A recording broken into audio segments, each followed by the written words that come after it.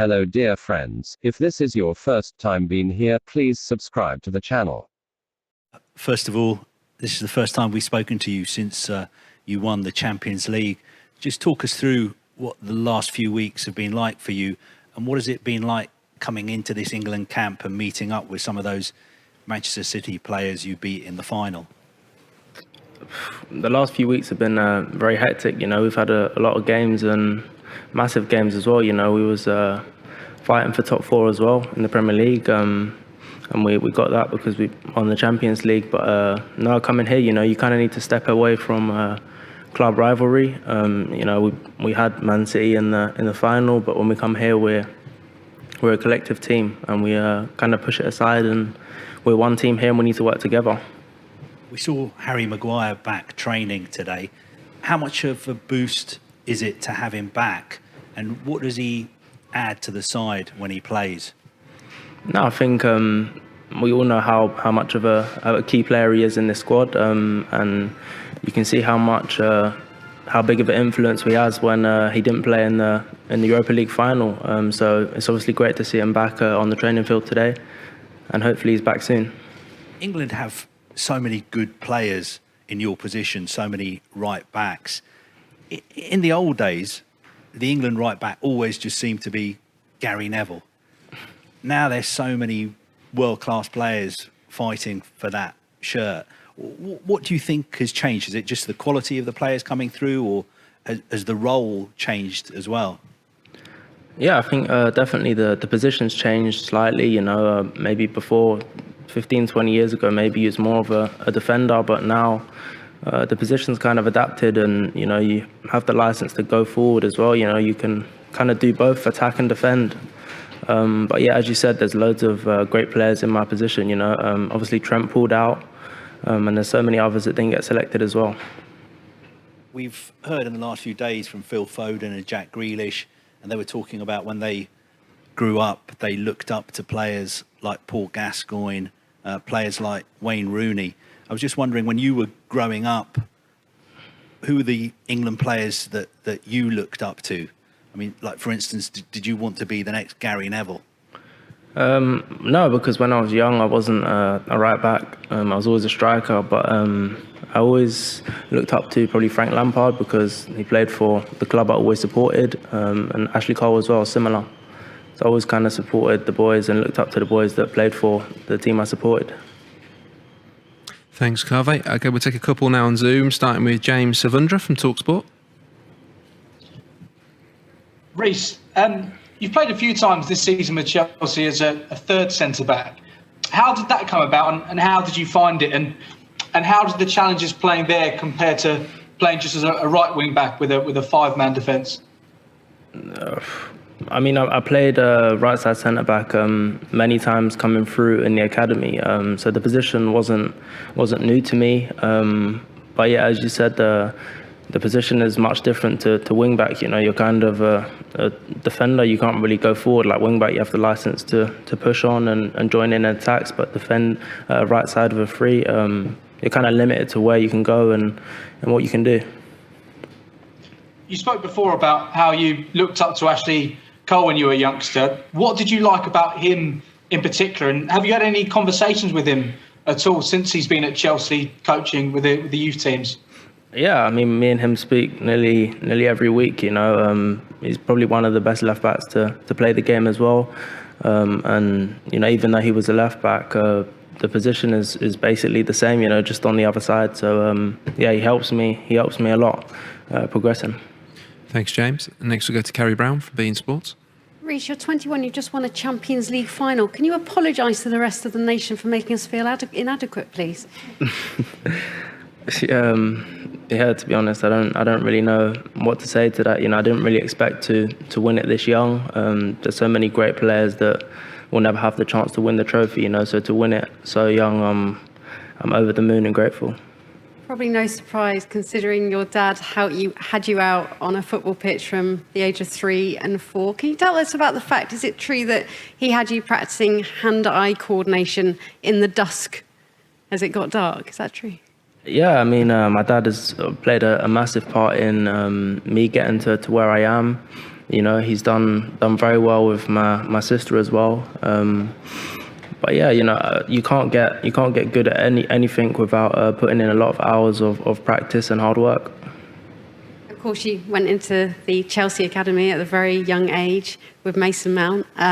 Were you with him when he was looking through the clips of Luka Modric? Yeah.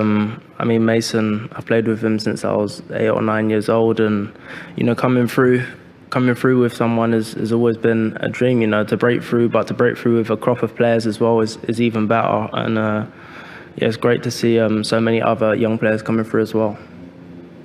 I want to take you back to Chelsea, Real Madrid, Stamford Bridge, and Mason and Luka had face-to-face with each other. So much at the end, Luka Modric asked for his shirt and wished him good luck in the final. What was your interpretation of how he coped so well with Modric in that game? I think Mason's performances this season kind of speak for themselves. You know, I don't really need to big him up or say anything. You know, I'm pretty sure everyone has their own opinion on how well he's been playing. But yeah, I think a player the likes of Luka Modric asking for his shirt has shown how far he's come since when he first broke into the first team. And for the three, for you two and with Tammy, it was a really wonderful moment being with you pitch side with your dad and your sister coming to the pitch, now going into a Euro opening match against the semi-finalists in the World Cup. And you're coming up against Kovacic that says he's telling everyone your secrets, how he can beat you all. What's your message to him? No, I mean, I know how he plays as well, you know, so I'm sure I'm going to tell the lads what he likes to do and what he doesn't like to do. But yeah, as you said, we're coming up against a very strong side. You know, there was semi-finals in the World Cup final. We know it's going to be a tough game, and we need to prepare right, and everyone needs to remain focused and give everything. I was lucky enough to just be on the flanks as you were bombing down the Porto pitch, and it was remarkable. You were taking on Foden, and you were faced with Kevin De Bruyne. I mean, the people that you had to encounter time and time again. Those are two of the top world-class players, the players expected to be the biggest names in this tournament. How much has that performance built your confidence going into this? Yeah, I think obviously winning the Champions League final and playing against such a high-quality team and coming away with the win is going to boost anyone's confidence. But I think doing it against the Premier League champions, you know, gives you a bit more of a boost as well. So it's great going into this tournament. Thanks, Kerry. We'll go back to Zoom with Jerry Cox from Hayters. Hi, Reece. How are you doing? Good, thank you. You mentioned Frank Lampard earlier. He gave way to Thomas Tuchel at Chelsea, and then you've worked with Gareth Southgate as well this season. How would you say your game has developed as your year has gone on? Because obviously it's quite a difference in sort of coaching methods, isn't it?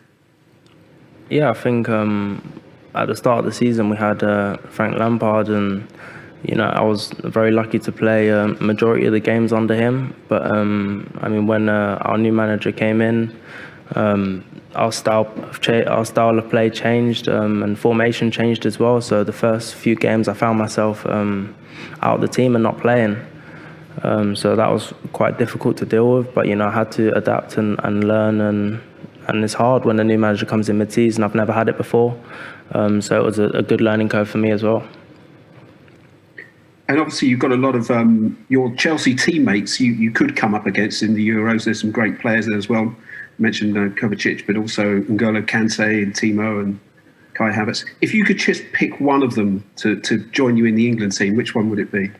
Ngolo Kante. And the reason? Pardon? And why Ngolo? What is it about him? Because he's one player, but he covers 3 players. He runs so much and works so hard. He's such a key player in our team. Thanks, Jerry. Next, go to Steve Scott from ITV. Hi.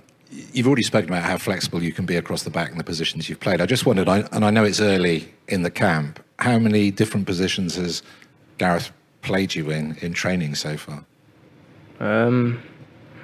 Probably the positions you could guess, you know, wing back, centre back, and right back. I've played all 3 so far.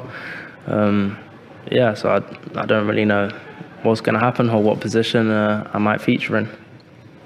You mentioned Lauren already. Now, most brothers and sisters probably grow up bickering with each other, but I guess you had something in common in football. Do you talk about football a lot with her now, and does she look at your games and lend a critical eye and tell you how she thinks you could improve or what you did well? Yeah, I think, we always try to get the better out of each other. If I ever get the chance to watch her play, I always tell her on where I think she can still get better. But to be fair, when I play, she doesn't really have too many things to criticise me about. She doesn't really tell me if she thinks I could have done anything different.